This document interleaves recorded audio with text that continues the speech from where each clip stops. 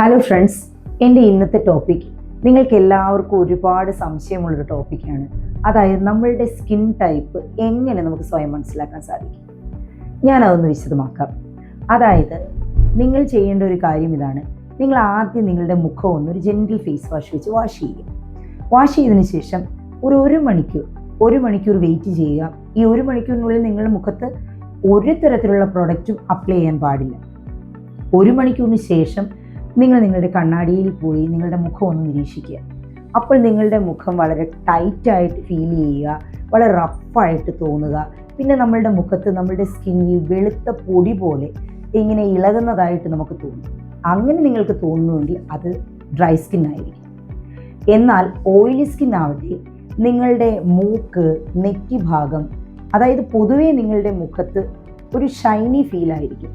അതായത് മുഖത്തൊരു എണ്ണമയമുള്ളത് കൂട്ട് എപ്പോഴും നിൽക്കും, പ്രത്യേകിച്ചും മൂക്കിലും നെറ്റി ഭാഗത്തും. ഇങ്ങനെയുണ്ടോ എങ്കിൽ അത് ഓയിലി സ്കിൻ ടൈപ്പാണ്.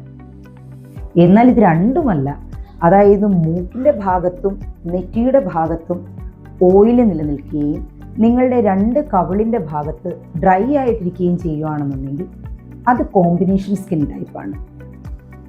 ഇതിൽ നിന്നെല്ലാം വ്യത്യസ്തമാണ്.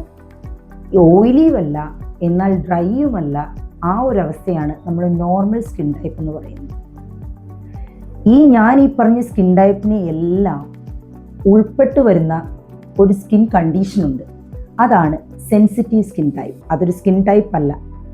അതുകൊണ്ട് തന്നെ ഈ സെൻസിറ്റീവ് സ്കിൻ എന്ന് പറയുന്നത് ഏതൊരു പ്രൊഡക്റ്റ് ഉപയോഗിച്ചാലും അവർക്ക് വളരെ പെട്ടെന്ന് റിയാക്ഷൻസ് ഉണ്ടാകും. അവർക്ക് സൺ എക്സ്പോഷർ പോലും വളരെയധികം ഇറിറ്റേഷൻസ് ഉണ്ടാക്കും. അപ്പം ഇതാണ് സെൻസിറ്റീവ് സ്കിന്നിൻ്റെ പ്രത്യേകത. ഇത് ഞാൻ ഈ പറഞ്ഞ ഓയിലി സ്കിന്നുകാർക്കും ഡ്രൈ സ്കിന്നുകാർക്കും കോമ്പിനേഷൻ സ്കിന്നുകാർക്കും ഈ സെൻസിറ്റീവ് സ്കിൻ ഉണ്ടാവാം.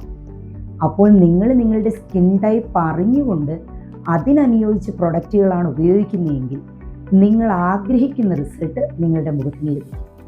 Thank you.